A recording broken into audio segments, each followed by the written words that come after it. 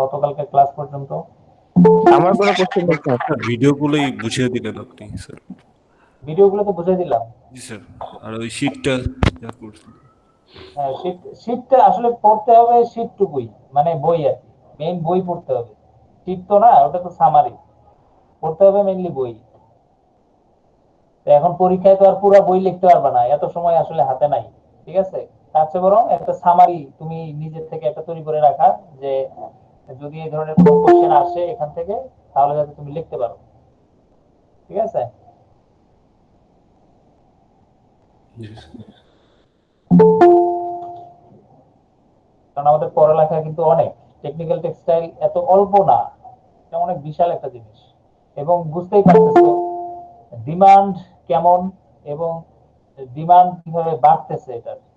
আর demand যেহেতু বাড়তেছে, ultimately এটার প্রাইসও অনেক বেশি হাই। একটা ফায়ার ফাইটিং জ্যাকেটের দাম কত, ইকুইপমেন্ট গুলোর দাম কত, একটা প্যারাসুটের দাম কত, হ্যাঁ, তারপরে তোমার একটা বুলেট প্রুফ জ্যাকেটের দাম কত, এগুলোর প্রাইস দেখলেই তুমি বুঝতে পারবা যে আসলে টেকনিক্যাল টেক্সটাইলের ভ্যালু গুলা কিরকম। এরপরে মেডিকেল টেক্সটাইল তো আছেই, একটা আর্টিফিশিয়াল কিডনি, একটা নকল কিডনি, হ্যাঁ, তোমার ব্লাডটাকে পিউরিফাই করবে, তাহলে এটার দাম কত, প্রাইস কত। এই প্রাইস গুলো যদি একটু কল্পনা করো, একটু চিন্তা করো, তাইলে কিন্তু তোমার অ্যান্সার চলে আসবে যে আসলে টেকনিক্যাল টেক্সটাইলের ভ্যালুয়েশনটা কেমন। আচ্ছা, কয়জন হয়েছি? ওকে, আমরা ফুলফিল হয়ে গেছে আমাদের। তাহলে আমরা শুরু করতে পারি। আজকে আমরা পড়বো যেটা, সেটা হচ্ছে জিও টেক্সটাইল। যদিও আমরা থিওরি পড়তেছি, বাট আমরা কিন্তু চিন্তা করব প্র্যাকটিক্যালি, প্র্যাকটিক্যালি চিন্তা ভাবনা করব। আচ্ছা, জিও টেক্সটাইল মানে হচ্ছে জিও মানে মাটির সাথে, মাটির সাথে যেসব টেক্সটাইলের রিলেশন আছে সেটাকে আমরা বলতেছি জিও টেক্সটাইল। সয়েলের সাথে যেটা রিলেটেড, ঠিক আছে, সেটাকে আমরা জিও টেক্সটাইল বলতেছি। এখন এটা by hook or by crook, যেভাবেই হোক না কেন, মাটির সাথে সয়েলের সাথে রিলেটেড হবে। এখন বলতেছে কি, দেখো, দা ব্রাঞ্চ, এমনি স্পষ্ট দেখা যায় কিনা। আমি কিন্তু জি লেখাগুলো স্যার। ছোট হওয়ার কথা ডিভাইসে। তোমরা যদি মোবাইল ইউজ করো তাহলে একটু ছোট হবে লেখাগুলো। আমি হচ্ছে পিসিতে দেখতেছি, আমার কাছে হচ্ছে একটু বড় দেখা যাচ্ছে আর কি। ঠিক আছে, তোমার কাছে হয়তো একটু ছোট দেখা যাবে। তুমি একটু জুম করে নিও যদি তোমার অসুবিধা হয়, একটু জুম করে নিও। আচ্ছা, তাহলে এখানে বলতেছে কি, এ ব্রাঞ্চ অফ স্যার সিভিল আরেকটু জুম ইঞ্জিনিয়ারিং। করে দিলে কি? আমি জুম করতে পারবো না, আমি জুম করলে তো লাইনের বাইরে চলে যাবে। বুঝতে পারছো?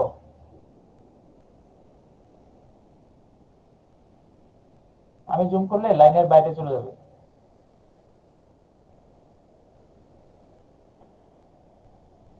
চলবে?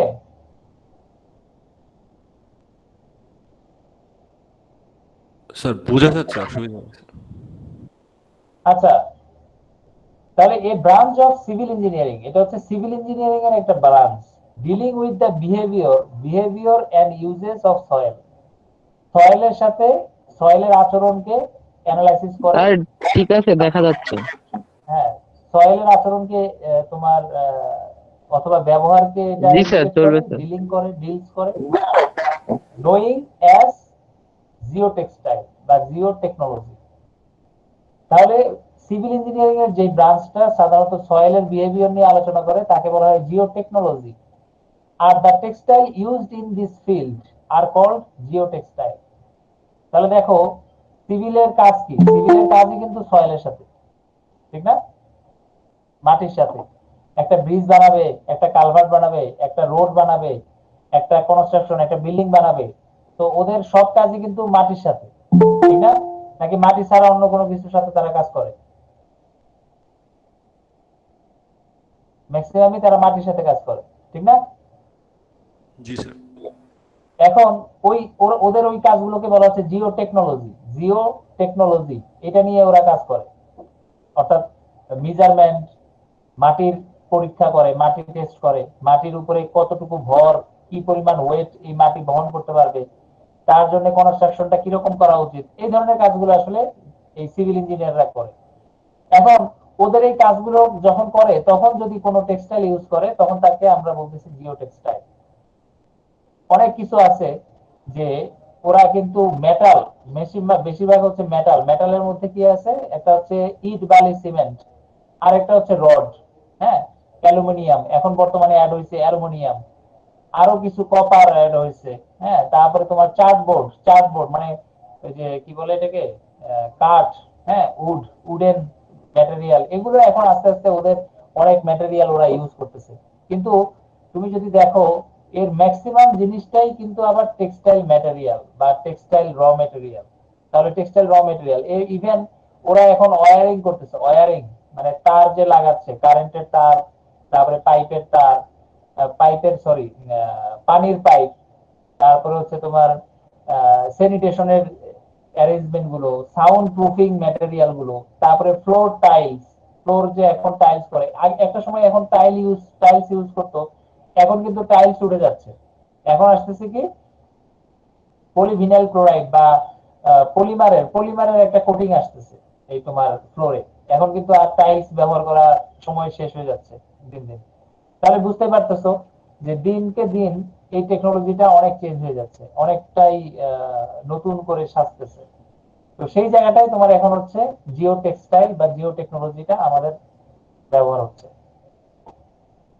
তো the use of textile material in solving various geotechnical problem, তাহলে বুঝতে পারতেছো ওদের কিছু প্রবলেম অ্যারাইজ করে জিওটেকনিক্যাল, মানে একটা মাটি যদি নরম হয়, পানি পানি যদি আসে, হ্যাঁ, ফ্লাড যদি হয় ওই জায়গাটায়, তারপরে যেমন পদ্মা সেতুর ক্ষেত্রে পানির অনেক গভীরে, তারপরে আমরা পিলার দিব, এই ধরনের চিন্তা ভাবনা আমরা করতেছিলাম।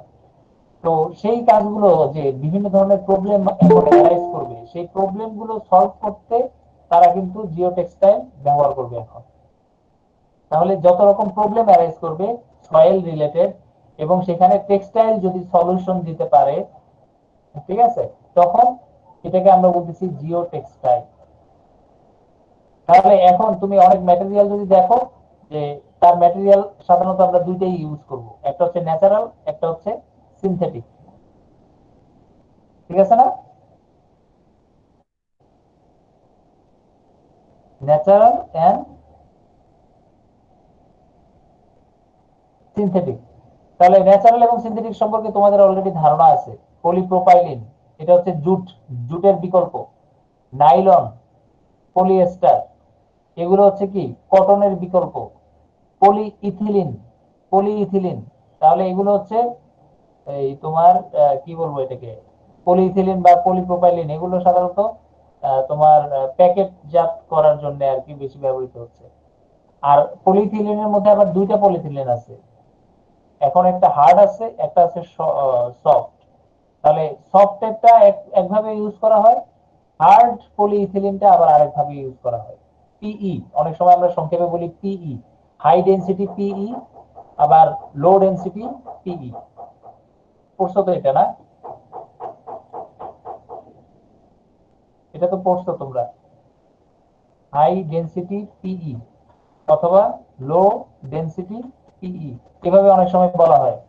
সাধারণত লো ডেনসিটি পিই এটা হচ্ছে কি নট রিসাইকেল লেভেল, হ্যাঁ, আর এটা কি হবে হাই ডেনসিটি পলিইথিলিন, রিসাইকেল।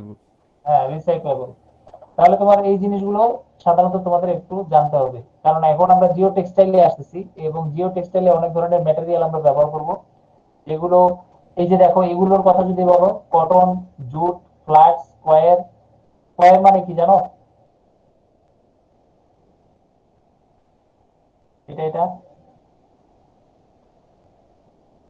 না স্যার, যদি একটু বলতেন। নারিকেলের ছোবড়া, নারিকেলের ছোবড়া যেটা বলি সেটা চিনছো এখন? এখন বর্তমানে কিন্তু অনেক ফার্নিচারে গ্রামের মানুষরা কিন্তু স্টিল নাম এটা ব্যবহার করে। তারপর স্যার জাজিমেও তো অনেক বেশি। হ্যাঁ, জাজিমে অনেক বেশি ব্যবহার করে। এখন তোমাদের কারো আছে ফার্নিচার এরকম?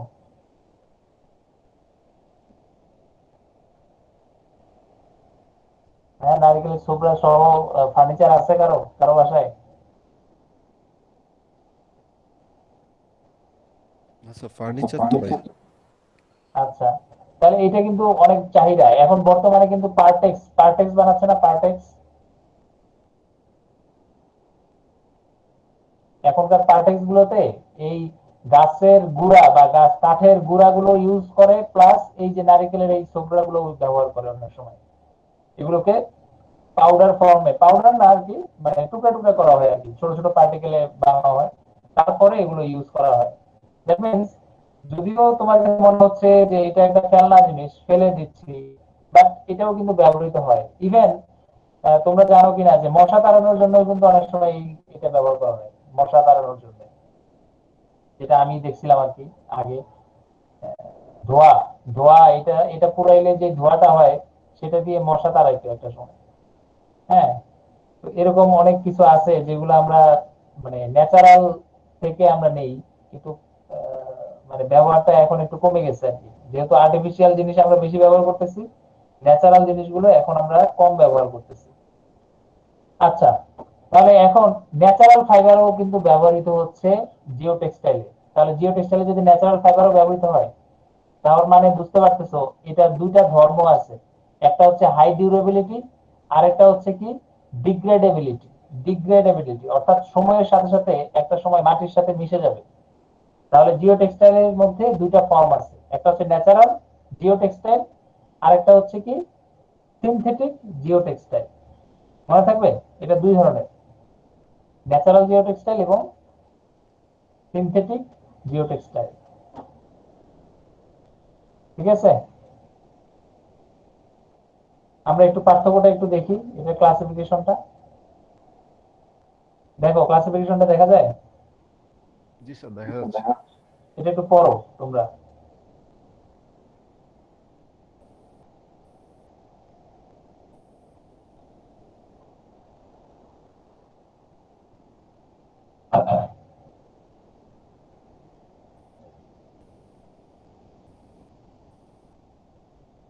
কোনটা কোনটা জানো না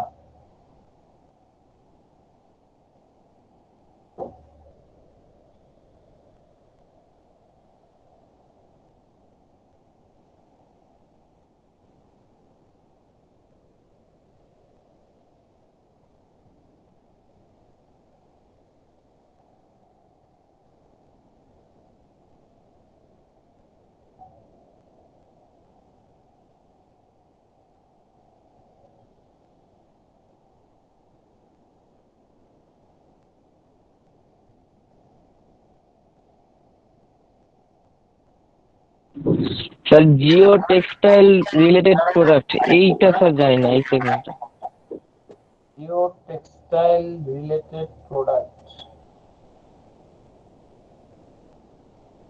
ঠিকই তো আছে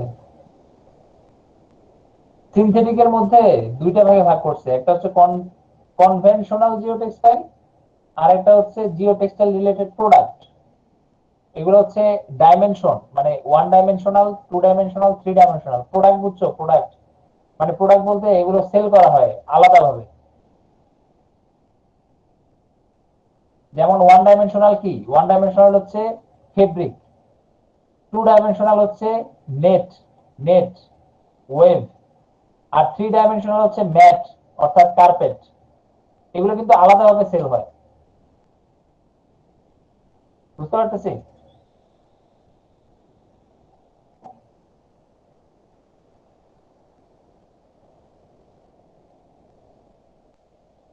স্যার ওইখানে ওই যে নন ওভেনের মধ্যে থার্মালি বন্ডেডটাকে তিনটা ভাগে ভাগ করা হয়েছে ক্যালেন্ডার সিঙ্গেল পলিমার মেল্ডেড আচ্ছা ক্যালেন্ডার মাল্টি পলিমার হ্যাঁ একটু ক্লিয়ার না ক্যালেন্ডার মানে হচ্ছে কি ক্যালেন্ডার বলতে কোনটা বোঝায় ক্যালেন্ডার হচ্ছে দুইটা রোলারের কন্টাক্টে আসে হ্যাঁ তাহলে থার্মালি বন্ডেড বলতে এখন এরকম একটা রোলার আরো একটা রোলার এখন এটা হচ্ছে হিটেড আর এটা হচ্ছে নরমাল অথবা এটাও হিটেড তাহলে দুইটা রোলার কি হচ্ছে হিটেড রোলার এখন যখন টেক্সটাইলটা যাবে এর মধ্যে এটা হচ্ছে মেল্টেড বা মেল্টেবল আর এটা হচ্ছে নরমাল তারপরে আরেকটা লেয়ার আছে মেল্টেড মানে উপরের লেয়ার এবং এই উপরে দুইটা লেয়ার কি হবে মেল্টেড হবে মেল্ট মেল্ট হয়ে এই মাঝখানের লেয়ারের উপরে চলে যাবে অনেকটা লেমিনেটিং যেরকম করে লেমিনেটিং অনেকটা সেরকম, ঠিক আছে।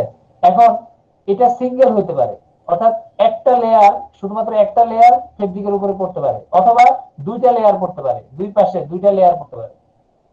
আমি কি বুঝাতে পারছি কথাটা? জি স্যার, মানে উপরের লেয়ারটা স্যার কিসের হবে বললেন স্যার, উপরের নিচের? পলিমারের, পলিমার, প্লাস্টিক, প্লাস্টিক হতে পারে, পিভিসি হতে পারে, যে কোনোটা হতে পারে আর কি। মনে করো একটা নরমাল ফেব্রিক, এখন এই ফেব্রিকের উপরে আমি কোটিং দিচ্ছি, কোটিং। ওই যে গতকালকে আমরা বলছি না ফিনিশিং করব, তাহলে ফিনিশিং করব কি দিয়ে? মনে করো পিভিসি দিয়ে, পলিভিনাইল ক্লোরাইড দিয়ে, অথবা পলি হাই ডেনসিটি পলিইথিলিন দিয়ে। কেন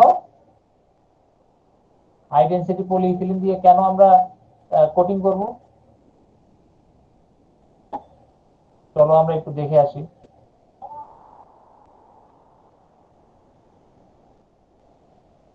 ফিনিশিং করি, এই যে এখানে দেখো, এখানে হাই ডেনসিটি পলিইথিলিন, কোথায় পলিইথিলিন আছে? ইটিএফই, রাবার, পলিইথিলিন তো এখন দেখতেছি না, তাহলে পলিইথিলিনটা বাদ দাও, আমরা পিভিসি বলি। ফ্লেক্সিবিলিটি আনবো নাকি প্রোটেক্টিভ হার্মফুল এফেক্ট সানলাইটের এগেইনস্টে, যেমন আমরা সানলাইটের এগেইনস্টে ফেব্রিকটাকে সেভ করতে চাচ্ছি, তাহলে কি কি দিয়ে কোটিং করব? পলি টেট্রাফ্লুরো ইথিলিন দিয়ে। বুঝতে পারতেছি? কোটিং করব। তাহলে এটা দিয়ে যদি আমি কোটিং করতে চাই, তাহলে এখন কি করব? এই ম্যাটেরিয়ালের একটা ফেব্রিক, এই ম্যাটেরিয়ালের একটা ফেব্রিক এটার উপরে দিব, এই এই নরমাল একটা কটন ফেব্রিকের উপরে দিব। এটা হচ্ছে কটন ফেব্রিক, মনে করো 100% কটন। তার উপরে আমি কি করতেছি? পলি টেট্রা ফ্লুরো ইথিলিন, এটার একটা কোটিং দিব। বুঝতে পারতেছো কেন দিব? কারণ হচ্ছে সানলাইটের এগেইনস্টে যাতে ফেব্রিকটা ভালো থাকে, ঠিক আছে। জি স্যার। তাহলে আমরা এরকম আর কি ফিনিশিং, তুমি কোন ধরনের ফিনিশিং করতে চাচ্ছ তার উপরে বেস করে তুমি এখানে থার্মালি বন্ডেড বানাবা। এখন সব থার্মালি বন্ডেড মানে কি, ম্যানমেড ফাইবারের একটা কোটিং থাকবে, ম্যানমেড পলিমারের। এখন পলিমার, পলিমার ছাড়া তো অন্য কোনো কিছু, ন্যাচারাল ফাইবার তো আসলে তোমার থার্মালের সাথে কোনো রিলেশন নাই তেমন একটা, হয় পুড়ে যাবে আর নয়তো কিছুক্ষণ একটু টিকে থাকবে, মানে একটু সহ্য করতে পারবে কিছুক্ষণ, বাট না হলে বার্নিং হয়ে পুড়ে যাবে। আমরা তো পুড়ে পুড়ে যাওয়ার জন্য তো আসলে ফেব্রিক বানাবো না, আমরা বানাবো হচ্ছে কি, পলিমারকে মেল্টিং করে গলিয়ে এটার উপরে জয়েন করে দিব। বুঝতে পারছি? তোমরা কি দেখছো, ওই যে টারপুলিন, টারপুলিন দেখছো বাজারে? বাজারে কিছু ওয়াল ক্লথ পাওয়া যায়, দেখবে এক পাশে হচ্ছে ফেব্রিক, আরেক পাশে দেখা যায় পলিথিনের মতো। এরকম কোন ফেব্রিক দেখছো কি, ওয়াল ক্লথ? জি স্যার। তাহলে এক পাশে ফেব্রিক, আরেক পাশে কি? ওই যে যেটা বললেন যে পলিথিনের মতো একটা স্মুথ ইয়ে থাকে। পলিথিনের মতো একটা কোটিং দেয়া। তো ওগুলো কিন্তু বেশি দিন টিকে থাকে, টিকে থাকে, ঠিক না? অনেক দিন টিকে থাকে, এটাকে ফোল্ডিং করা যায়, এটাকে ভাঁজ করা যায়, একটা নির্দিষ্ট জায়গায় নেওয়া যায়। আবার উপরের পার্ট কি হয়, পানি পড়লে কোনো কিছু সমস্যা হয় না, পানিটা গোড়ায় পড়ে গেল আর ফেব্রিকটা ফেব্রিকের জায়গায় থাকলো। এখন কথা হচ্ছে তুমি কোটিং দিলে লাভটা কোথায়? এখন নর্মাল একটা পলিথিন যদি ব্যবহার করো, নর্মাল একটা পলিথিন, এটা কয়েকদিন ব্যবহার করলে এরপরে দেখবে এটা ফেটে যাবে। ফেটে যাবে বলতে এটা ছিঁড়ে যাবে, নিজে নিজে ছিঁড়ে যাবে। কিভাবে ছিঁড়ে যায়? ওই যে যেখানে ভাঁজ পড়ে ওই জায়গাগুলো আস্তে আস্তে ছিঁড়ে যায়। কিন্তু যদি ফেব্রিক থাকে তাহলে যত ভাঁজই করো না কেন, দেখবা যে ওইটা কিন্তু ছিঁড়ে না সহজে। দেখছো? জি স্যার, একটা স্টেবিলিটি চলে আসে নিয়ে একটা আসে। স্টেবিলিটি থাকে, ডাইমেনশনাল স্টেবিলিটি থাকে, প্লাস ওই জিনিসটা দীর্ঘদিন টিকে, দীর্ঘদিন টিকে। এখন শুধুমাত্র একটা ফেব্রিকের কারণে টিকে, এটা কিন্তু পলিথিনের কারণে টিকে না, অথবা ওই ম্যাটেরিয়াল অনেক ভালো প্লাস্টিক দিয়ে বানাইছে তার জন্য কিন্তু টিকে না। প্লাস্টিক যে কোনো জিনিসই কি হয়, শর্ট টার্মে নষ্ট হয়ে যায়, কিন্তু একটা ফেব্রিক যখন এখানে থাকে তখন এটা লং টার্ম, এটা ডিউরেবিলিটি হয়, লং টার্ম তুমি ব্যবহার করতে পারবে। এই জন্য এখানে বলা হচ্ছে সিঙ্গেল লেয়ারে তুমি ক্যালেন্ডারিং করতে পারো, অথবা মেলডেড করতে পারো, মানে একেবারে গলিয়ে দিতে পারো, লিকুইডটা দিয়ে লিকুইড এটার উপরে ছড়াই দিতে পারো, অথবা মাল্টি পলিমার, মানে উপরে একটা দিলাম নিচে আরেকটা দিলাম, মানে এইভাবেও তুমি চাইলে তৈরি করতে পারো। অনেক সময় দরকার হয় আমাদের, আমরা তৈরি করবো। যেমন ওই যে তোমার বেল্ট আছে না, belt belt 300 belt, driving belt, এরকম ছোট ছোট বেল্ট আছে দেখবা। এখন ওই যে স্পিনিং মেশিনে কিছু বেল্ট পাওয়া যায়, দেখছো কিনা, ড্রাইভ করার জন্য, ড্রাইভ দেওয়ার জন্য, অনেকটা ফিতার মতো রিবন লাইট এরকম কোন ড্রাইভের তুমি কোনো বেল্ট দেখছো?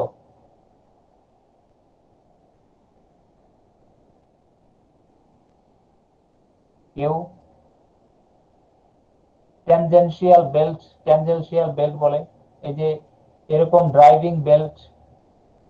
নিটিং মেশিনে একটা বেল্ট আছে, দেখছো কিনা?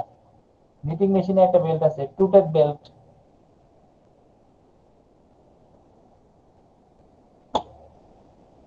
এগুলো তো দেখানো এখন টাফ হয়ে যায়। জি স্যার, দেখছি তো স্যার এগুলো। স্পিন্ডেলকে ড্রাইভ দেয় যে একটা বেল্ট, দেখছো? স্পিন্ডেলকে ড্রাইভ দেয় যে, এই স্পিন্ডেলটাকে ড্রাইভ দেয়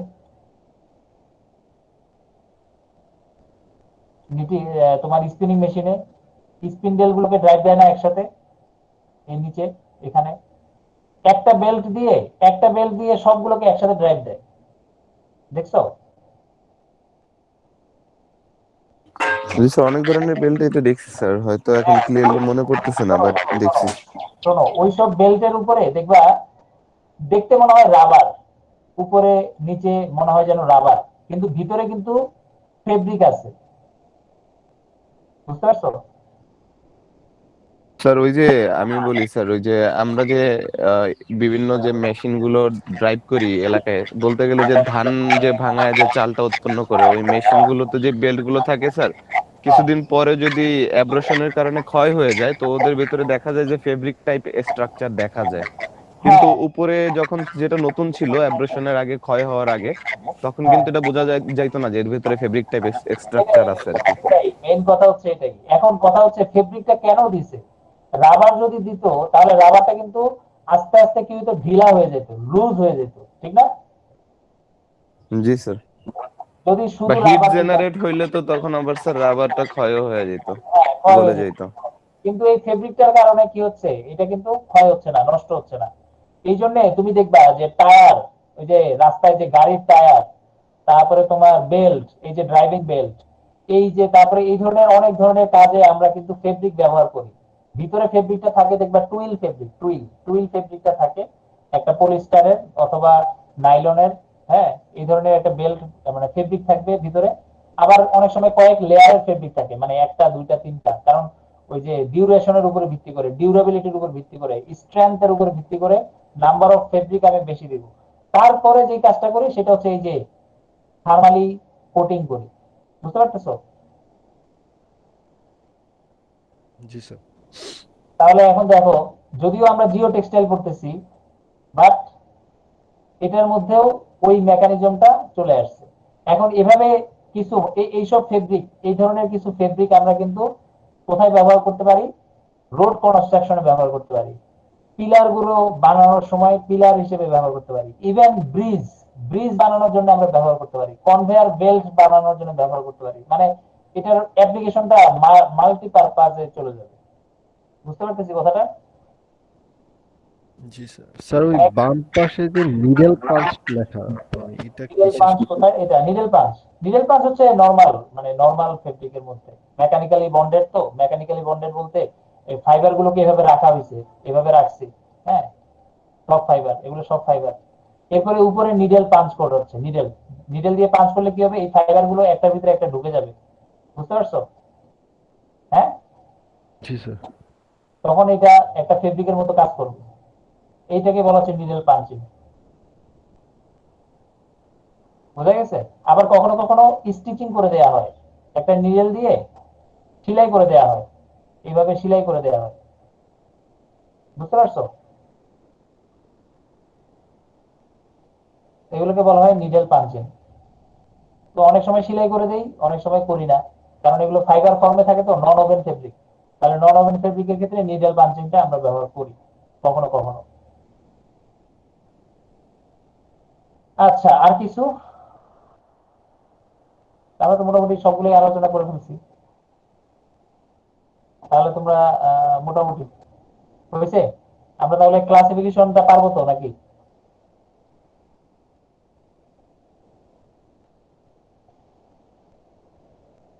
জি স্যার, ইনশাল্লাহ। ওকে, তাহলে জিও টেক্সটাইলে বুঝতে পারতেছি অনেক কিছু আমরা এখানে পড়লাম। তাহলে এখন আসো ম্যানুফ্যাকচারিং টেকনিক, তাহলে তোমার এখন শেষ। এই যে উইভিং করা যায়, নিটিং করা যায়, নন ওভেন করা যায়, এই যে নিডল পাঞ্চিং করা যায়, মেল বন্ডিং করা যায়, রেজেন বন্ডিং করা যায়, ওয়ার্ক নিটিং ও ব্যবহার করতে পারি, ওয়েব নিটিং ও ব্যবহার করতে পারি। অর্থাৎ ফেব্রিক ম্যানুফ্যাকচারিং যত মেথড আছে সবগুলো এখানে ব্যবহার হবে। এখন আসো প্রাইম ফাংশন। প্রাইম ফাংশন কোথায় কি কি কাজ করে আসলে জিও টেক্সটাইল? জিও টেক্সটাইলের মেইন কাজটা কি দেখি, এগুলো একটু দেখো, দেখে দেখো আমাকে এবং বলো যে কোনটা বুঝো না তুমি এখানে। জিও টেক্সটাইলের কি কি কাজ?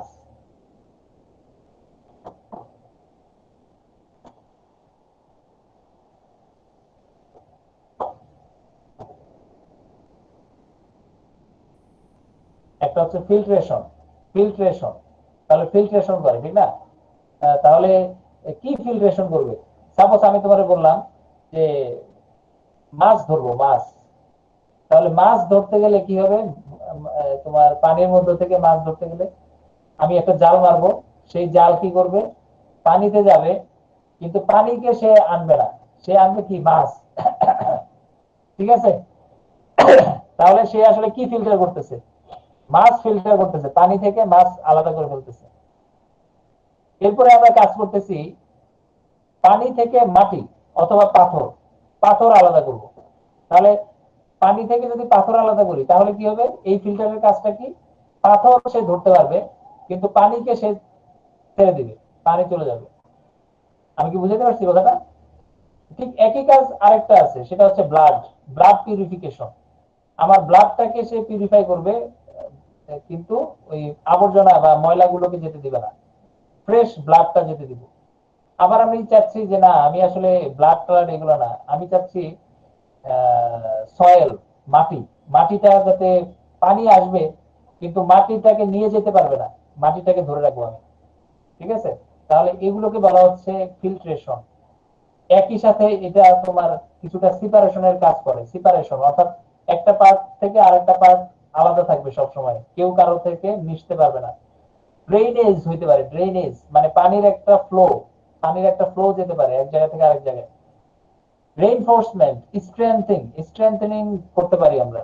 হ্যাঁ, রেইনফোর্সমেন্ট দিতে পারি কখনো কখনো। যেমন মাটিগুলোকে একেবারে আটকায়া আমি একটা বস্তার মধ্যে ঢুকে ফেললাম, এখন মাটি এই বস্তা থেকে বেরোতে পারবে না। ঠিক আছে? যত কিছুই হোক না কেন মাটিগুলো এই বস্তার মধ্যে থাকবে, এখান থেকে বেরোতে পারবে না যতক্ষণ ধরে এটা ই না হচ্ছে। অথবা ব্লক, মাটি, সয়েল বা ফেব্রিক দিয়ে আমি একটা ব্লক তৈরি করতে পারি, মাটির ব্লক অথবা ইসের, তখন সেটা দিয়ে আমরা রেইনফোর্সমেন্ট করতে পারি অনেক সময়। ল্যান্ড স্টেবিলাইজেশন, এটা সম্পর্কে তোমাদের মোটামুটি ধারণা আছে যে একটা মাটি ধরে রাখার জন্য যে কাজগুলো করি, যেমন বাঁধ। হ্যাঁ, তোমার নদীর পাড়ে যে বাঁধগুলো আমরা নির্মাণ করি অনেক সময়, সেই বাঁধ নির্মাণ করার সময় আমরা কিন্তু ল্যান্ড স্টেবিলাইজেশনের জন্য প্রথমে আগে একটা জিও টেক্সটাইল আগে দিয়ে নেই, তারপরে সেটাকে ধরে রাখার জন্য বড় বড় সিমেন্টের ব্লক গুলো আমরা ফেলি, যাতে পানি আসবে, পানি আইসা কি করবে না, ফেব্রিকটাকে নিয়ে যেতে পারবে না খুব সহজে। হ্যাঁ, তাহলে খুব সুন্দরভাবে ওই মাটিগুলোকে ধরে রাখবো, ল্যান্ড স্টেবিলাইজেশন করবো। আর্থ ফিলিং, একটা জায়গায় গর্ত হয়ে গেছে, মাটিতে গর্ত, তাহলে ওই গর্তটা ফিল আপ করার জন্য আমরা জিও টেক্সটাইল ব্যবহার করতে পারি। ময়শ্চারাইজার করতে পারি, ময়শ্চারাইজার অর্থাৎ যেখানে বারবার ফিল আপ করার জন্য আমরা জিও টেক্সটাইল ব্যবহার করতে পারি। ময়শ্চারাইজার করতে পারি, ময়শ্চারাইজার অর্থাৎ যেখানে পানি নাই, পানি থাকে না, বারবার শুকায় যায়, সেগুলো সেখানে পানি রাখার জন্য আমরা আবার এই জিও টেক্সটাইল আমরা ব্যবহার করতে পারি। অর্থাৎ জিও টেক্সটাইলটাকে আমি পানি দিব, আলটিমেটলি সে পানিটাকে ধরে রাখবে। এরপর হচ্ছে কি protective shield against corrosion. Corrosion বলতে মাটি ক্ষয় আর কি, এটার কথা অলরেডি বলা হয়ে গেছে। তাহলে এই ধরনের কাজগুলো হচ্ছে তার প্রাইম ফাংশন জিও টেক্সটাইলের। আমরা কি বুঝতে পারছি কথাগুলো? যদি এটা বুঝতে পারি, এই অংশটা আবার পড়ো, অ্যাপ্লিকেশন তাহলে কোথায় কোথায় হয় দেখো, এটার সাথে এটা মিলাইতে পারো কিনা।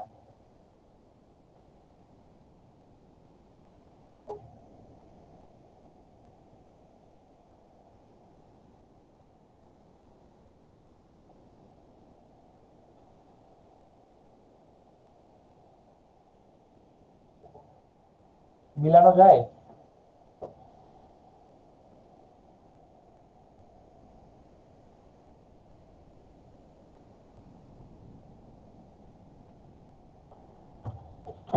তোমরা একটু পড়ো এবং নিজেরা আলোচনা করো, একটু নিজেরা নিজেরা একটু আলোচনা করো, দেখি কি বলতে পারো তোমরা নিজেরা। মনে করো আমি 10 মিনিটের জন্য নাই।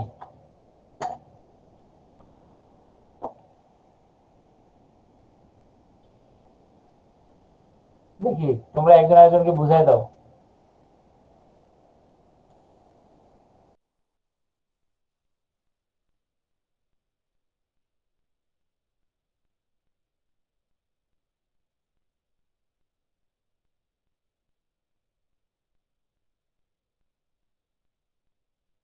স্যার কোনটা নিয়ে আলোচনা করবো, অ্যাপ্লিকেশন নিয়ে স্যার?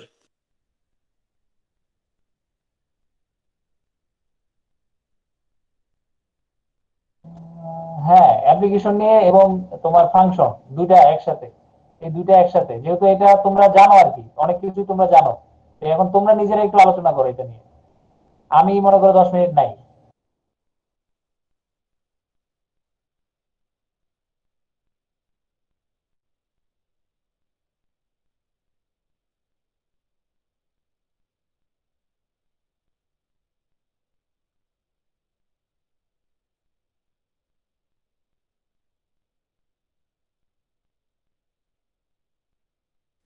আচ্ছা, এই যে road construction over the soft ground, এখানে সফট গ্রাউন্ড বললো কেন?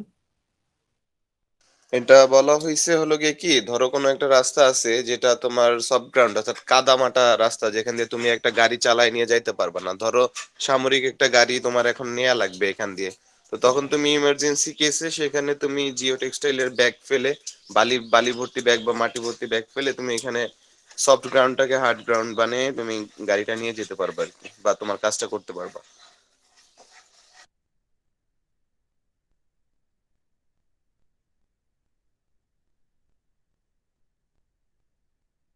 রেল রোড কনস্ট্রাকশনের এই বিষয়টা তো আমার একটু ইয়ে আছে, যে রেল রোডে তো আমরা মোটামুটি পাথর ইউজ করি, তো এখানে আমাদের জিও টেক্সটাইলের কোনো কিছু অ্যাপ্লিকেশন আছে কি? না, এখনকার যে রেল রোড গুলা, ওগুলা কিন্তু সাইড দিয়ে ইয়ে ইউজ করা হয়, ওই যে মাঝখানে।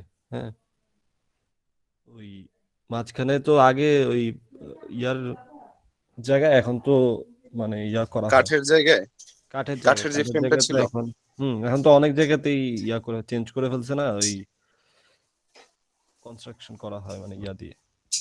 হ্যাঁ,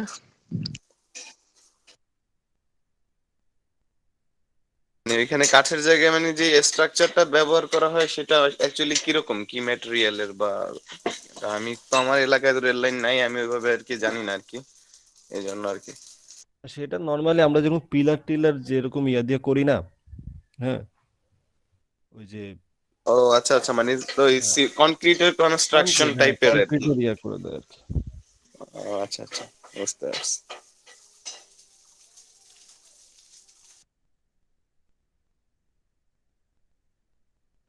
আচ্ছা, এখানে আমাদের ফাংশনের ভেতরে একটা আছে যেটা হলো গিয়ে ড্রেনেজ। এই ড্রেনেজটা সম্পর্কে কি কেউ কিছু জানো? তাইলে আমাকে একটু বলো।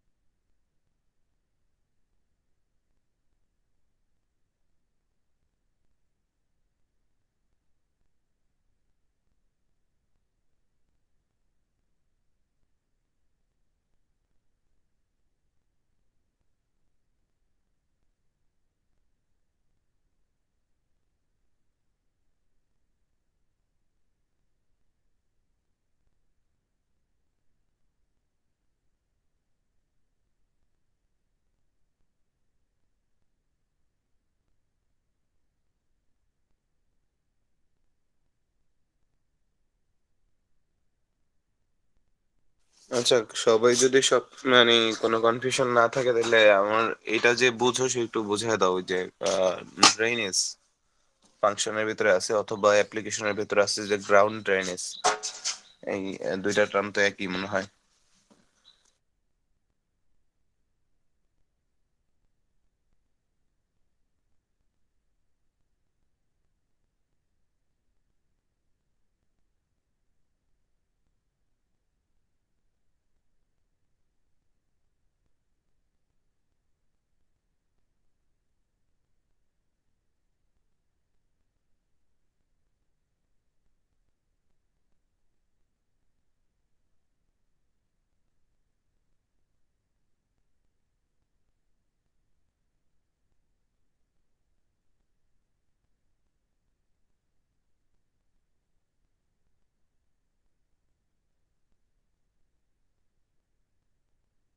আচ্ছা, এটা কি এরকম কি না যে ড্রেনেজের মধ্যে আমরা যে পাইপগুলো নর্মালি ইউজ করি ওইটার রিপ্লেসমেন্ট হিসেবে জিও টেক্সটাইল দিয়ে আর কি করা যায়?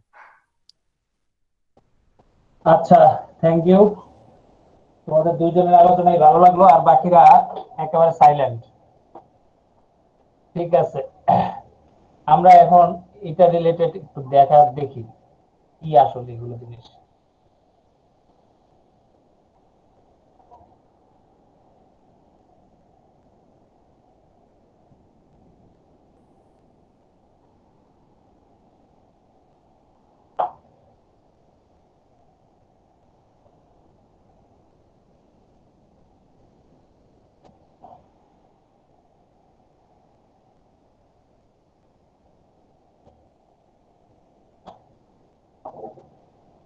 আচ্ছা,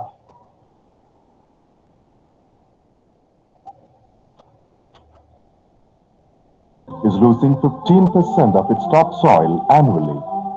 Latin America's loss is an estimated 5% a year. আচ্ছা, তোমরা কি সাউন্ড শুনতে পারো? জি স্যার, সাউন্ড শোনা যাচ্ছে। ওকে, তাহলে আমি বাড়াই দিলাম। As a result, lakhs who live in these continents are forced to migrate to distant places in search of new habitations, thereby becoming environmental refugees.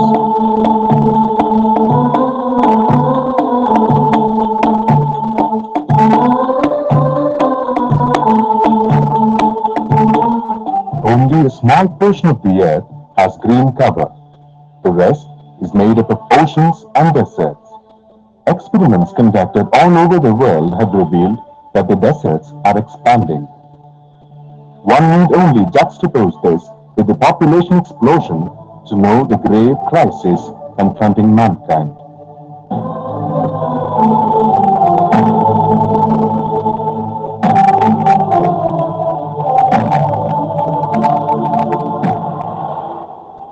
We have altered the face of the earth more drastically and dealt far more severe blows on the environment during the last 1 century than our predecessors had done.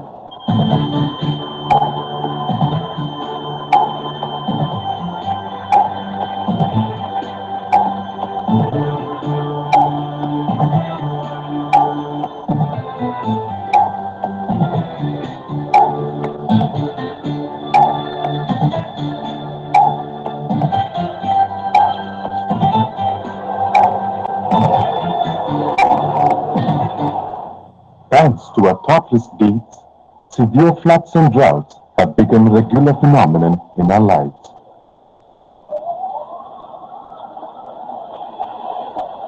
It is the topsoil which bears the brunt of such floods and droughts. The death throes of the topsoil begin with the loss of green cover. Subsequently, strong winds and gushing water destroy the organic composition of the soil and remove it to far-off places or lakes. Soil erosion due to high-velocity winds would result in the spread of the process of erosion like a contagious disease. These moving mounds of sand would continually destroy the nearby farms and the entire green cover close to it.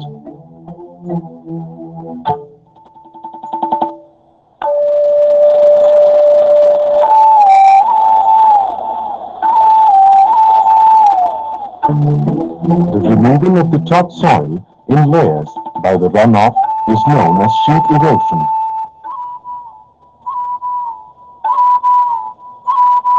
This would often result in the removal of the entire top layer in an area, resulting in the exposure of irradiated rocks.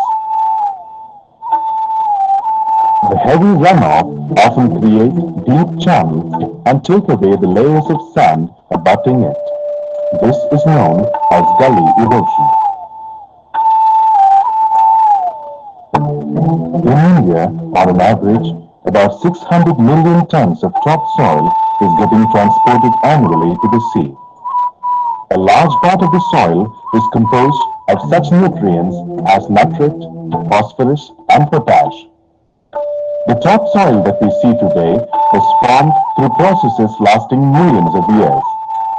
Growth of vegetation is possible only in the 25 centimeters thick top layer composed of the fast depleting minerals and organic substances. The soil below is sterile and lifeless.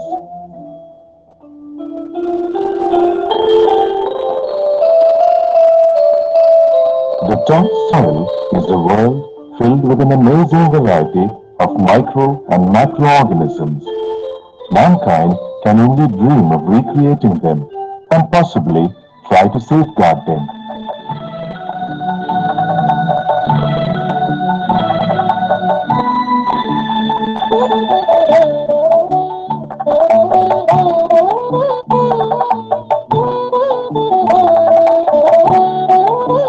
Only a rich green cover can protect the topsoil forever. It would take years to create green cover in a particular place. Even if one succeeded in planting vegetation, it is imperative to create conditions conducive for its growth, overcoming strong winds and heavy runoff. Traditionally, we have been protecting the topsoil by raising granite bunds, but they tend to restrict the spread of green vegetation. Alternatively, one could go in for contour bunds, but they would collapse if the top bund was weak. The innovative genius of man has found a new method to protect the topsoil, the use of coir geotextiles, an eco-friendly way to soil protection.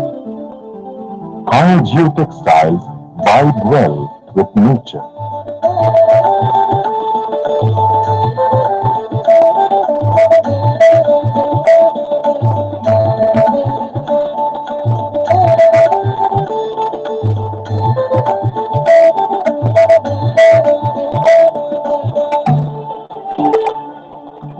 The first thing to be done for laying coir geotextile is to clear and level the land.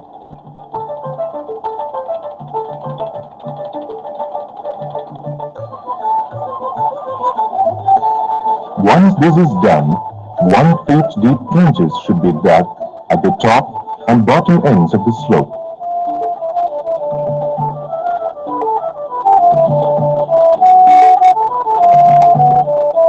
The coir geotextile suited for a given land area should be chosen after assessing the texture, structure, density, pore space, and the composition of the soil, the lay of the land, and the climatic conditions.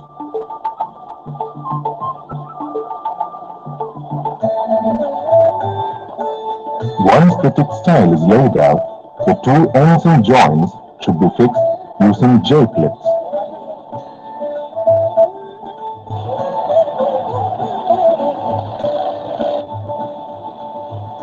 The trenches have been filled.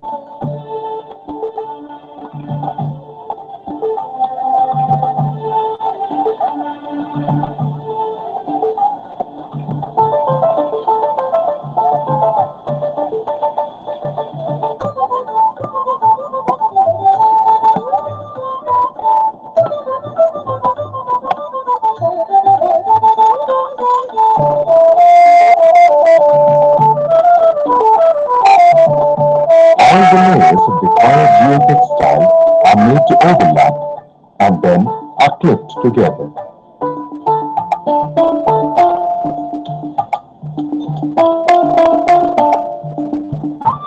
It was in the 1930s in South Carolina that geotextiles were successfully experimented with for the first time. Subsequently, geotextiles were used extensively in different parts of Europe as well as the USA in the 1960s. Now, geotextiles are being increasingly used the world over in civil engineering.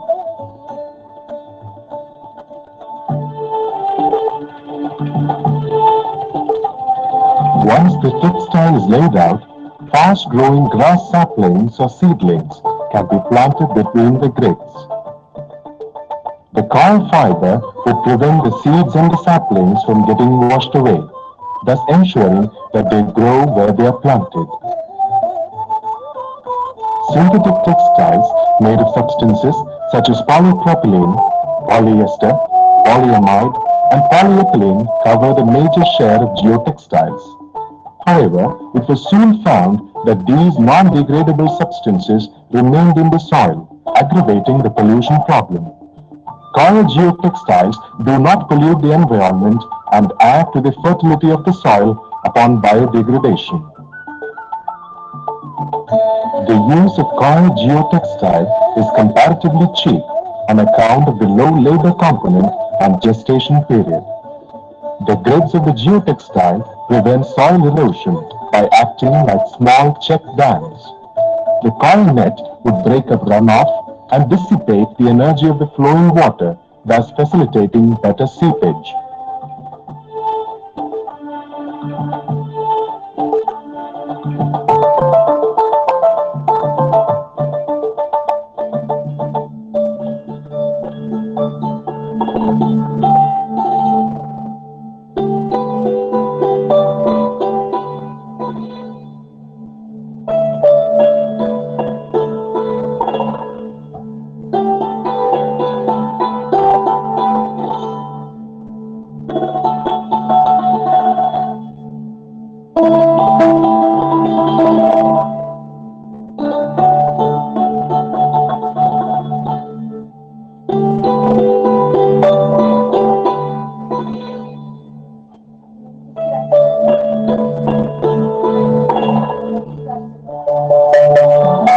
Coir geotextile is a boon for those who are in search for an answer to the problems of soil erosion, siltation, and desertification.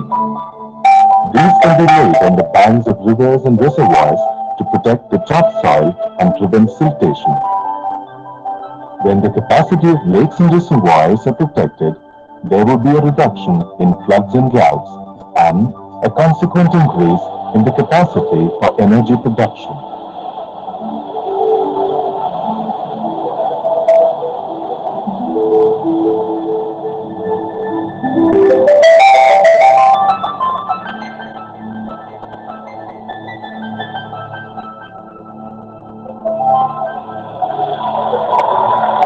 Coir geotextile is being used to create green-covered road embankments to strengthen them and prevent accidents and breach in transport.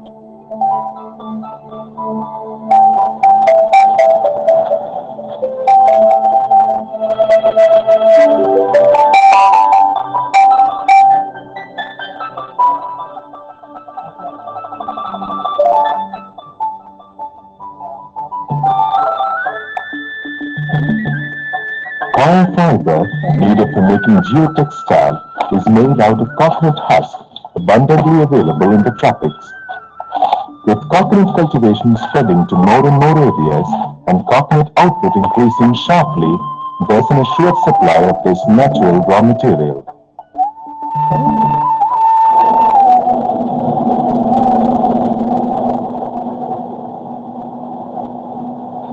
With the mechanized production of coir fiber becoming popular, it has become possible to manufacture coir quickly and in any climate.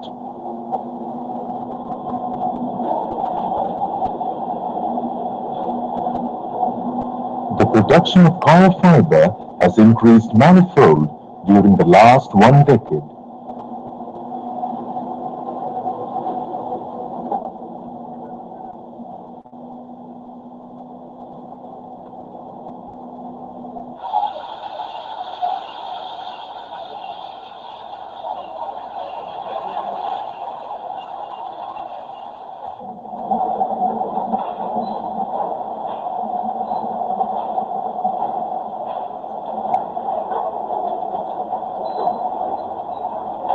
The Coir Board, set up by the Government of India for promotion of the car industry, has been encouraging modernization and the diversification of coir products. Thanks to such efforts, the coir industry has come of age today, and the production of geotextiles too has increased.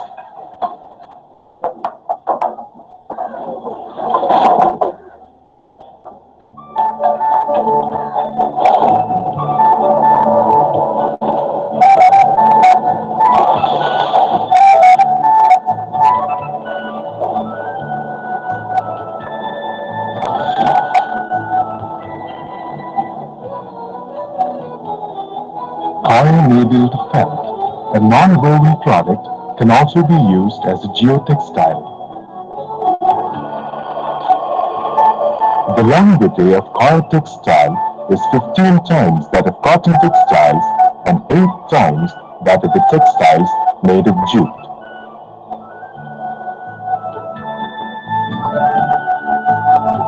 Coir geotextiles are available in various densities. There are standard grades specified by the Coir Board, but any grade and composition of retting can be made to customer specifications. The specification requirements may vary according to matter density to meet soil pressure, requirements of microclimate, and landscape.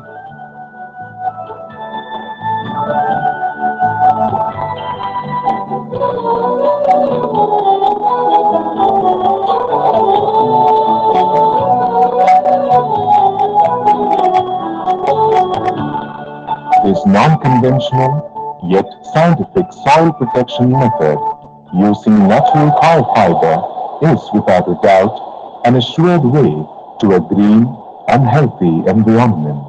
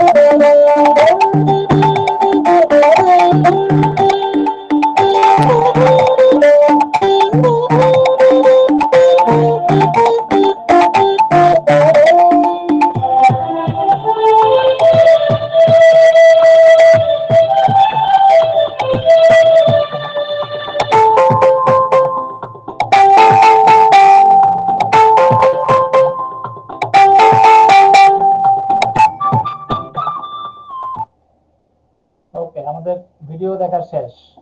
এখন বলো দেখি কি বুঝলা?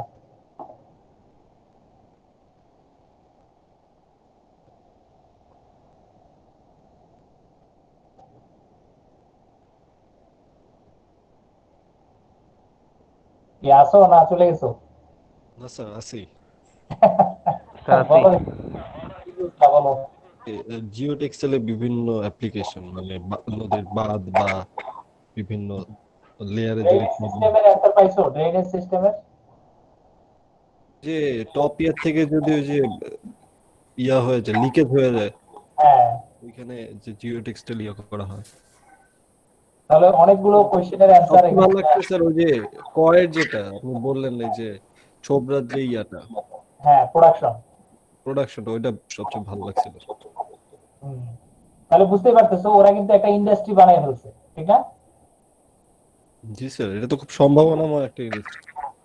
সম্ভাবনাময় industry না, আমি বলবো যে এটা অলরেডি ওরা বানিয়ে ফেলছে, already they are producing, but Bangladesh এখনো চিন্তাও করে না, ঠিক না?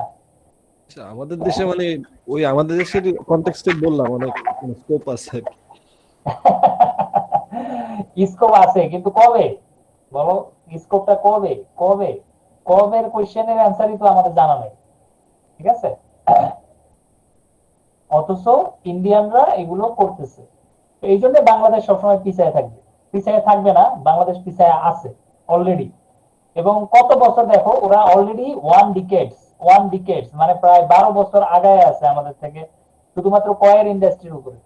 তাহলে বাংলাদেশ কবে এই আরএনজি থেকে বের হবে, কবে সেই টেকনিক্যাল টেক্সটাইলে যাবে, তারপরে সেই টেকনিক্যাল টেক্সটাইলে অ্যাপ্লাই করবে, তারপরে সেগুলো দিয়ে তার কি ডেভেলপমেন্ট গুলো করবে। তো অনেক দেরি, ঠিক আছে? এত সময় আসলে আমাদের নাই, বুঝছো? আমাদের জেনারেশন আমরা লুজার, হ্যাঁ, বিভিন্ন ভাবে আমরা লুজার এই এদের কারণে, ঠিক আছে? যারা চিন্তা ভাবনা করে, যারা প্ল্যানিং করে, তাদের কারণে আমরা হচ্ছে লুজার। কারণ এগুলো তো অ্যাভেলেবল, এমন কিছু না যে এটা অ্যাভেলেবল না, এগুলো অ্যাভেলেবল, সারা দুনিয়াতে অ্যাভেলেবল, সেখানে আমরা বসে আছি, হ্যাঁ, কেউ আমাদেরকে দিবে সেটা আমরা খাবো, এই ধারণা নিয়ে বসে আছি। তো কবে দিবে আর কবে খাবে, কবে প্রোডাকশন হবে, কবে ডেভেলপমেন্ট হবে?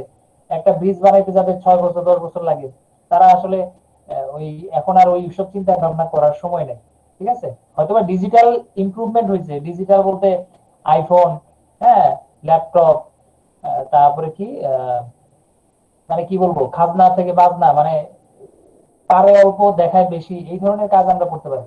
এছাড়া আমাদের আর তেমন কোনো ডেভেলপমেন্ট আসলে নাই, দৃশ্যমান যদি বলি বা প্র্যাকটিক্যাল যদি বলি। প্র্যাকটিক্যাল মানে ডেভেলপমেন্ট অতটা আমাদের এখনো হয়নি, ঠিক আছে? এখনো আমরা জুট নিয়ে গবেষণা করতেছি, অথচ ওরা দেখো কয়ের ফাইবার দিয়ে জুটের থেকে 8 গুণ বেশি স্ট্রেংথের ফাইবার অলরেডি তারা ডেভেলপ করতেছে। তাহলে কটনের থেকে বললো 10 গুণ, 10 গুণ বা 8 গুণ। তো কটনের যাই থেকে হোক, 10, জুটের থেকে 8 আর কি, এরকম মনে হ্যাঁ, হয়। তাহলে সেই সেই তাহলে জুট ফাইবার কেন মানে এখন ডিমান্ড হারায় ফেলছে না? কারণ জুটের থেকে তো দামিটা অলরেডি, মানে হায়ার স্ট্রেংথের ফেব্রিক তুমি পেয়ে যাচ্ছ। এখন জুট ফাইবার তোমার একটা ইন্ডাস্ট্রি, অবশ্যই একটা ইন্ডাস্ট্রি, বাট কয়ের ফাইবারটাও তোমার আরেকটা ইন্ডাস্ট্রি। তাহলে এই যে দুইটা মাল্টি, মানে আমাদের তো একটা গোল্ডেন ফাইবার ছিল, গোল্ডেন ফাইবারটা আমরা হারায় ফেলছি। এখন আরেকটা ফাইবার আমাদের গোল্ডেন হইতে পারতো, বাট আমরা সেটাও করি নাই, ঠিক আছে? তাহলে ফাইবার প্রোডাকশনে যতদিন ধরে আমরা না যাব এবং সেগুলো বেসড ইন্ডাস্ট্রি যদি আমরা তৈরি করতে না পারি, তাহলে বাংলাদেশের ডেভেলপমেন্ট গুলো অতটা দৃশ্যমান হবে না। তোমার কাছে অনেক টাকা থাকতে পারে, হ্যাঁ, বাংলাদেশের শিল্পপতি, বাংলাদেশের কি বলে এটাকে, যারা আর কি ব্যবসায়ী আর কি, এরা তো টাকা নিয়ে বিদেশে চলে যাচ্ছে, এরা তো আর দেশে থাকতেছে না। আর দেশে থাকলেও দেশের মানুষের জন্য খুব একটা চিন্তা ভাবনা করারও তার সময় নেই, ঠিক আছে? সময় যেটা আছে সেটা হচ্ছে শুধুমাত্র কি করার, নিজে কত বেশি কনজিউম করতে পারবে সেটার উপরে, ঠিক আছে? তো ইন্ডিয়ান, অথবা তুমি যদি বলো যে ওয়ার্ল্ড, সারা ওয়ার্ল্ড কিন্তু এখন এনভায়রনমেন্ট নিয়ে খুবই চিন্তিত, এনভায়রনমেন্টাল ইস্যুগুলো নিয়ে তারা চিন্তিত। তারা ডেভেলপমেন্ট কতটা তাড়াতাড়ি করা যায়, শর্টকাটে করা যায়, কত এফিসিয়েন্টলি করা যায়, এইসব জায়গাগুলোতে তারা এখন তোমার মনোযোগ দিচ্ছে। এখানে বাংলাদেশে এখনো তারা গবেষণা করার, মানে গবেষণার পিছনে যে টাকা খরচ করবে, এটাকেও তারা এখনো ওয়েস্টেজ মনে করে, ঠিক আছে? তো সেদিকে আসলে আর সামনে আগানো খুবই কঠিন আর কি। মানে স্যার শুধু তো ওই যে শর্ট টার্মে আউটকাম চাই, এটা হচ্ছে সমস্যা, হ্যাঁ, লং টার্মের কথা ভাবতে পারে। আউটকাম চাই এবং কিছু না দিয়ে, তোমাকে কিছু না দিয়ে আউটকাম চাচ্ছে, বুঝতে পারছো বিষয়টা? জি স্যার, তাহলে এটাই সমস্যা। তাহলে এখন আমরা কি অ্যাপ্লিকেশনটা সম্পর্কে একটু ক্লিয়ার হয়েছি, অ্যাপ্লিকেশন সম্পর্কে? জি স্যার। আর একটা কি বলছিলা জানো, একটা একটা কোশ্চেন করছিলা যে রেল রোডের ক্ষেত্রে কেমন বিষয়টা? আমি ওই যে ওকে বলছিলাম যে আমার কাছে মনে হয়েছিল ওই যে মাঝখানে যে কনক্রিটের ইয়াগুলা। স্লপ, এটা হচ্ছে স্লপের উপর নির্ভর করবে, কারণ ওই যে রেল লাইন তুমি বানাইছো, কিন্তু রেল লাইনের নিচে যদি মাটি না থাকে, তাহলে তো ওই রেল লাইন টিকবে? না স্যার, ওটা তো বেস। টিকবে না। তাহলে আগে আগে যেটা কাজ করতে হবে সেটা হচ্ছে মাটিটাকে আগে ঠিক করতে হবে, মাটিটাকে আগে ভালোভাবে শেপ দিতে হবে। এই জন্য জিও টেক্সটাইলের অ্যাপ্লিকেশনটা এরকম। এই যে স্লপ, জিও টেক্সটাইল, দেখছো? তাহলে এই যে রেল লাইনটা এখানে বসাবা, এই বসানোর আগে মাটিটাকে আগে স্টেবল করতে হবে, এই মাটিটা যাতে এখান থেকে সরে না যায়, ঠিক আছে? রেল লাইনের কনস্ট্রাকশন এখন তোমরা একটু খেয়াল করো যে মাটিগুলো কিভাবে দিচ্ছে, মাটির অ্যারেঞ্জমেন্ট গুলো কেমন, লাইনটা কেমন, ঠিক আছে? তখন তুমি বুঝতে পারবা যে রেল লাইনের আসলে অ্যারেঞ্জমেন্টটা কেমন। হ্যাঁ, ওই যে আমরা কতটা খেয়াল করা হয় না সচরাচর। ঠিক আছে, সমস্যা নাই, এখন থেকে আমরা খেয়াল করব, ঠিক না? কোথাও যদি রাস্তা বানায়, কোথাও যদি রোড বানায়, তাহলে আমরা খেয়াল করব যে ওখানে আসলে জিও টেক্সটাইল কি ব্যবহার করতেছে না এমনি রোড বানাইতেছে, ঠিক আছে? এটা কি টিকবে না টিকবে না, তাইলে তুমি বুঝতে পারবা। ঠিক আছে? হ্যাঁ, আচ্ছা, আর দুইটা দুইটা ছোট কোশ্চেন থাকলো তোমাদের, একটা হচ্ছে এই দুইটা কোশ্চেন থাকলো। আর এই ফিগার গুলো একটু দেখবা, ফিগার গুলো একটু দেখবা যে কোশ্চেন কোন দুইটার কথা বললেন স্যার? কোশ্চেন না, এখানে একটা দুইটা ছোট্ট পয়েন্ট। ও আচ্ছা একটা আচ্ছা। পয়েন্ট বলছে কি ওয়ার্ক নিটেড ফেব্রিকটা ওয়েভ নিটিং এর থেকে কেন বেশি সুবিধাজনক, rather than, sorry sorry sorry ভুল বলছি, ওয়ার্ক নিটেড ওয়েভ ইনসারশন, হ্যাঁ এই টেকনোলজিটা, ওয়ার্ক নিটেড ওয়েভ ইনসারশন টেকনোলজিটা কেন ওভেন ফেব্রিকের থেকে বেশি সুইটেবল জিও টেক্সটাইল তৈরি করার জন্য। ঠিক আছে? আর কিছু স্পেশাল জিও টেক্সটাইল আছে, আমরা তো এমনি নর্মাল জিও টেক্সটাইল বলছি, Jio grid, Jio membrane, Jio stands, Jio নেটস, composite Jio textile. তাহলে এই জিনিসগুলো একটু পড়বা, প্লাস একটু সার্চ দিবা গুগলে বা তোমার অন্য কোথাও, একটু সার্চ দিয়ে এগুলো সম্পর্কে একটু পড়তে চেষ্টা করবা। What is Jio membrane, what is Jio stand, হ্যাঁ এগুলো একটু সার্চ দিবা। অর্থাৎ এই দুইটা পয়েন্ট আমি আর পড়াচ্ছি না আপাতত, এই দুইটা পয়েন্ট তোমরা একটু নিজেরা পড়বা। আর এই ছবিগুলো একটু দেখো, বিশেষ করে এটা একটা স্লোপ কিভাবে স্টেবল করে, হ্যাঁ তারপরে এখানে এখানে দেখো এই যে বাঁধ নির্মাণ করতেছে না, তাহলে বাঁধটা কিভাবে নির্মাণ করে। এখানে লেয়ারটা দিছে, দেখো এই লেয়ারটা এভাবে দিছে, এরকম পানি যাতে আসলে গড়িয়ে পড়ে, হ্যাঁ পানি আসলে গড়ায় পড়ার সময় তো এটার এটার উপর দিয়ে পড়ে এটার নিচ দিয়ে আসবে, ঠিক না? তার জন্য লেয়ারটাকে এভাবে ওভারল্যাপ করতে হবে সব সময়। এই যে বেরি বাঁধ কিভাবে দিচ্ছে, অথবা যে ড্রেনেজ সিস্টেম কিভাবে দিচ্ছে, হ্যাঁ এটা আছে এটা আছে, এটা দেখো পিলার পিলার কিভাবে বসাচ্ছে, একটা ব্রিজ বানাবা, ব্রিজের পিলারটা কিভাবে বসাবা, লেয়ার এই যে লেয়ারটা কিভাবে দিচ্ছে এখানে, হ্যাঁ এই ছবিগুলো একটু দেখবা। যদিও বইয়ে অনেক ডিটেইলসে আছে, তবে ছবিগুলো একটু দেখতে চেষ্টা করবা, তাহলে তুমি অনেকগুলো মানে আইডিয়া পেয়ে যাবা। আরেকটা জিনিস হচ্ছে জিও জুট, আমরা এটা সম্পর্কে নেক্সট ক্লাসে একটু পড়বো, পরে আমরা এরপরে অন্যদিকে চলে যাবো। তাহলে আপাতত আমরা জিও টেক্সটাইলটা শেষ করতে পারি, শুধু জিও জুটটা একটু বাকি আছে। কারণ আমরা বলছি দুইটা জিনিস এখানে হচ্ছে, একটা হচ্ছে জিও সিনথেটিক আর একটা হচ্ছে geo textile. Geo sir synthetic and textile, হ্যাঁ বলো।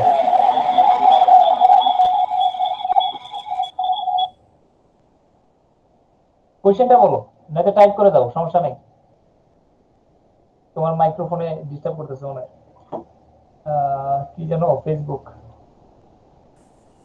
স্যার আমার একটা কোশ্চেন ছিল, কোশ্চেনটা হলো স্যার আমি আপনি এতক্ষণ স্যার অনেক কিছু পড়াইছেন বা ভিডিও দেখাইছেন দেখলাম স্যার, কিন্তু স্যার আমি একটা জিনিস বুঝতেছি না যে জিও টেক্সটাইলটা আমি কোন জায়গায় ব্যবহার করতেছি, কেন ব্যবহার করতেছি, আর জিনিসটা কি। তাহলে তখন কি করাইলাম? মানে আমি স্যার অর্ধেক ক্লাসে ঢুকছিলাম তো স্যার বুঝতেছি না, এই জন্য মানে আমাকে সংক্ষিপ্ত একটু বুঝিয়ে বলেন যে জিও টেক্সটাইলটা আসলে কোন জায়গায় কোন লেয়ারটা ব্যবহার করা হচ্ছে। আচ্ছা দাঁড়াও, ছোট করে মানে সঙ্গে বুঝালে স্যার আমি জিনিসটা বুঝবো, সমস্যা নাই। ওকে ওকে দাঁড়াও, আগে আমি লেকচার শিটে দিয়ে দিই, কোথায় রাখছি।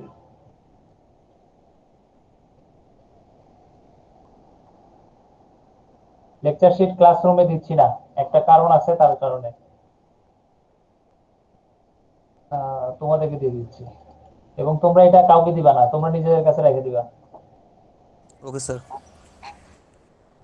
তোমাদের পড়ার জন্য দেওয়া হচ্ছে, না হলে আমি সাধারণত লেকচার কাউকে দেই না। হ্যাঁ আচ্ছা, এখানে কোথায় যেন রাখতেছিলাম, ডেস্কটপ, ডেস্কটপে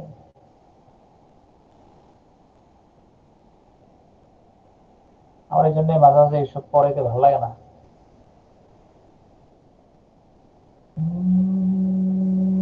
কোথায় জিও টেক্সটাইল, ওকে। আমি ভাবছিলাম একটা বই লিখবো, কিন্তু আর লেখার টাইমই পাচ্ছি না। স্যার কিসের উপর এটা? এটা জিও টেক্সটাইলের উপরে, অনলি জিও টেক্সটাইল, প্রত্যেকটার উপরেই বই লিখলে তো অনেক লেখা যায় বই, এত বই লেখার তো সময় নেই আমার হাতে। তোমাদেরকে দিয়ে দিচ্ছি, কারণ এগুলো দিয়ে সবগুলো দিয়ে আমি একটা বই লেখার চিন্তা ভাবনা ছিল, কিন্তু আলটিমেটলি হচ্ছে না। বলবে যে ভাই আপনি কোনটার উপরে এক্সপার্ট, কারণ আমি তো ভাই সব কিছুর উপরে এক্সপার্ট, তাইলে তো হবে না। ঠিক আছে, এক্সপার্ট হতে হবে একটা বিষয়ের উপরে, তাহলে এখন কোনটার উপরে এক্সপার্ট? ঠিক আছে। আচ্ছা শোনো, জিও টেক্সটাইল হচ্ছে কি? জিও টেক্সটাইল হচ্ছে সেই সব টেক্সটাইল ম্যাটেরিয়াল যেটা তুমি মাটির সাথে রিলেটেড প্রবলেম সলভের জন্য ব্যবহার করবা সিভিল ইঞ্জিনিয়ারিং এর অ্যাপ্লিকেশনের সময়। বোঝা গেছে কথাটা? জি স্যার। তাহলে সিভিল ইঞ্জিনিয়ার যারা, তারা বিভিন্ন কনস্ট্রাকশনের কাজ করে, রোড বানায়, ব্রিজ বানায়, বিল্ডিং বানায়, বাসা বানায়, বাড়ি বানায়, বাঁধ বানায়, বেড়িবাঁধ বানায়, এগুলো বানায়। এইসব বানানোর সময় তাদের বিভিন্ন ধরনের সমস্যা হয়। ওই সমস্যাগুলো সলভ করার জন্য যে টেক্সটাইলটা ব্যবহার করা হচ্ছে সেটাকেই বলা হচ্ছে জিও টেক্সটাইল। এখন আমাদের জিও টেক্সটাইল, তাহলে বুঝতে পারতেছো আমরা তো টেক্সটাইল ম্যানুফ্যাকচারার, তাহলে আমরা অবশ্যই সেই ধরনের টেক্সটাইল ম্যানুফ্যাকচারিং করে তাকে দিতে হবে। তার মানে বুঝতে পারতেছো ওর প্রবলেমটা আমার সলভ করে দিতে হবে। প্রবলেমে পড়ছে সিভিল ইঞ্জিনিয়ার, কিন্তু সলিউশন আমার হাতে। বোঝা গেছে কথাটা? জি স্যার, বুঝতে পারছি। তাহলে এখন কি সিভিল ইঞ্জিনিয়ার আমার কাছে আসবে না আমি সিভিল ইঞ্জিনিয়ারের কাছে যাব? আপনার কাছে আসবে। তাহলে আমরা কি উপরে না নিচে? উপরে। All time textile engineer is the boss, ঠিক আছে? জি স্যার। ডিইউবিটি যদি সিভিল ইঞ্জিনিয়ারিং ডিপার্টমেন্ট খুলে, সিভিল ইঞ্জিনিয়ারিং ডিপার্টমেন্টকে আমাদের কাছে আসতে হবে, মনে থাকবে? জি স্যার, অবশ্যই। আমাদের ল্যাবগুলোতে। না ঈশা, উপায় নাই। ঠিক আছে, তাহলে তোমাদের কি হতাশ হবা না প্রাউড ফিল করবা, কোনটা? Proud feel sir. গুড। আজকের ক্লাস এখানে শেষ। Okay sir, okay sir. ধন্যবাদ স্যার। ওকে, আসসালামু আলাইকুম। স্যার আসসালামু ওয়ালাইকুম আলাইকুম। আসসালাম।